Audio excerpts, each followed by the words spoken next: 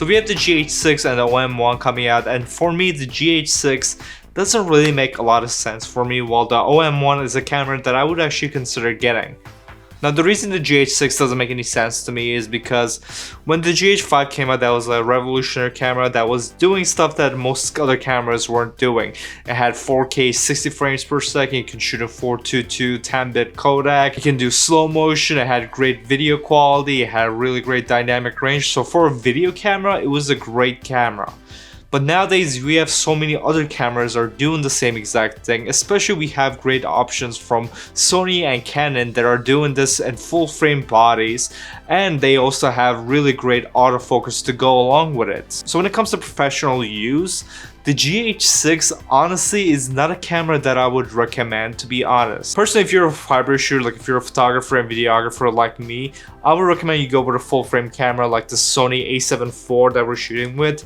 That's a $2,500 camera that gives you full frame, it gives you 4K 60 FPS, 10 bits, and it does all this in full frame, except for the 4K 60, that's in APC mode only, but it gives you such amazing image quality and you get such amazing autofocus. Like if you want to do any focus transitions, you know, you can focus on it, it goes back in the eye, keeps you perfectly in focus the entire time, which the GH6 is not going to be able to do. It's because it uses the older contrast-based autofocusing system, which I really don't understand why they continue to do that. They say they improved it, but the thing is that since it has to hunt for it to be able to work, so it's constantly gonna be moving back and forth, even though they did improve it, I'm sure, so it's not that noticeable. But for using it on professional projects, I just wouldn't recommend it.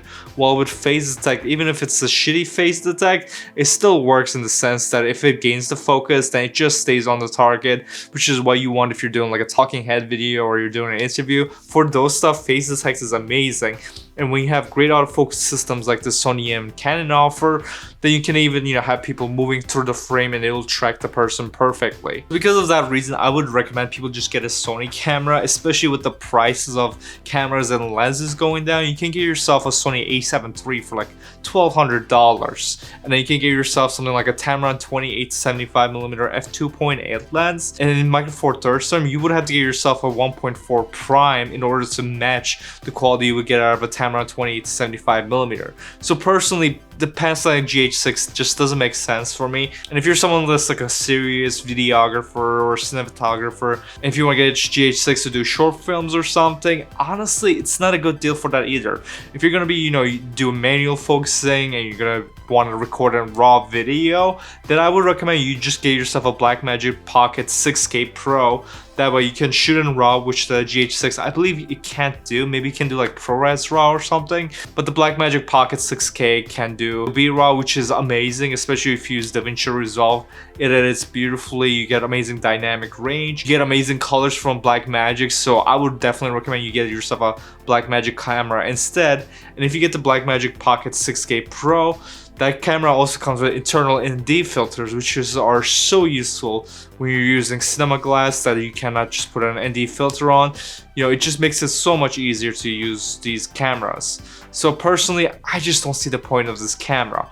But when it comes to the OM-1, that camera actually makes sense to me, because I feel like the Olympus or I guess it's OM systems now, that camera makes sense to me because the great thing about the Micro Four Thirds camera, like this Panasonic G7 I have, is that it's the size of these cameras. And by size, I don't mean camera size, because when you look at a camera size, like for example, this is a Micro Four Thirds camera and this is a full frame Sony camera, you can actually see that the Micro Four Thirds camera is actually smaller than the Sony camera. But where you get the advantage is the lenses. Now the thing is that, like for example, if we compare this 45mm 1.8 from Micro Four Thirds to a Sony 85mm 1.8, you know, they will advertise the Micro Four Thirds as, oh, it's a 90mm 1.8, and that's not really true. It's more like a 90mm 3.6, so you're not getting the same exact image quality, but you do get smaller lenses with the Micro Four Thirds cameras. So if the point of the Micro Four Thirds system is to have smaller, lighter setups, then it makes sense to use these cameras if you're going hiking,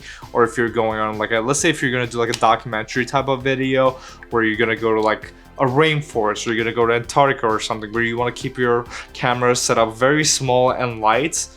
Then the Olympus cameras make a lot of sense. First of all, they are probably the best weather sealed cameras out there. So if you're using them in these harsh conditions, you can use the Olympus cameras in those situations, you know. And things I thought about going to Antarctica or something to shoot a documentary, and I thought to myself, do I really want to bring my, you know, expensive Sony cameras and lenses? Because I don't know if those cameras can, you know, survive in those conditions. I know they're supposed to be weather sealed or whatever, but they don't really talk about that much compared to Olympus, which is like their main thing, where they show how durable their cameras are in these harsh conditions. So if I'm gonna be, you know, going to Antarctica, or if I'm doing like maybe wildlife in like some crazy situations, that'll be better to have a really well weather sealed camera and lenses. So for those type of stuff, Olympus makes a lot of sense. And the cool thing is that the Olympus cameras have a lot of computational photography stuff. Like you can hold your camera and do like handheld, like high resolution pictures. Like even though both of these cameras are only 20 megapixels,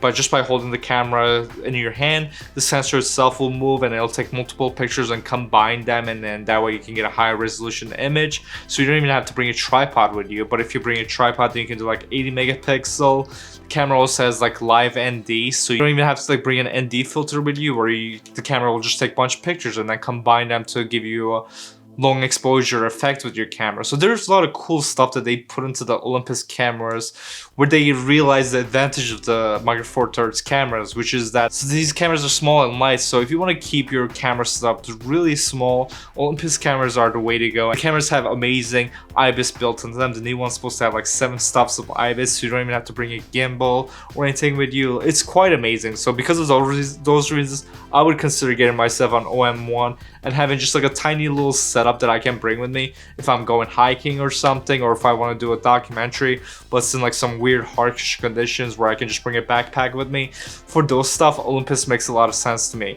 But when it comes to Panasonic GH6, I don't know, I just don't see any reason to get that camera for myself, and I would never recommend anyone to get that camera.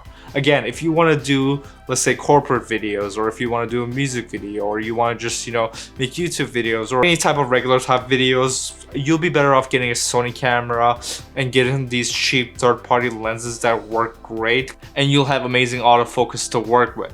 Now, I'm not saying the GH6 won't have better image quality or anything. It might, I'm not sure. It's a 6K sensor, so it'll probably be a sharper video than what we're getting from this, but honestly, that stuff doesn't really matter. What really matters is if your video's in focus, and honestly for me, what I care is that if the camera makes my life easier, and autofocus does make my life a lot easier if I'm on set and I'm shooting. And things, if I want to do like a professional video, like if I'm shooting a short film or something, first of all, I would look at my budget and see if I can rent out like a professional camera. If I can get myself like a Red camera or an Alexa camera, that's what I would first look at. But if we're keeping it to like no budget, where I just want to use my own camera, for that I would go with a Blackmagic Pocket 6K Pro.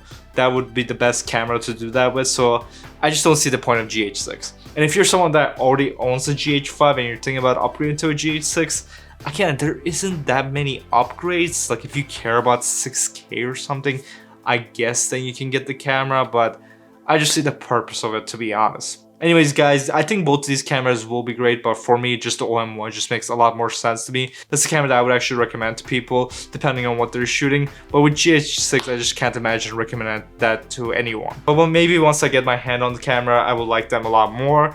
But for now, I just don't see the point of GH6. But anyways, guys, let me know in the comment section, what do you think about both of these cameras and which one would you rather get? If I'm wrong, or if there's something I missed about the GH6 that makes it so amazing, then let me know in the comment section below, and then, you know, I'll try to reply to it. But anyway, guys, thanks for watching this video, and I'll see you guys in the next video. Goodbye.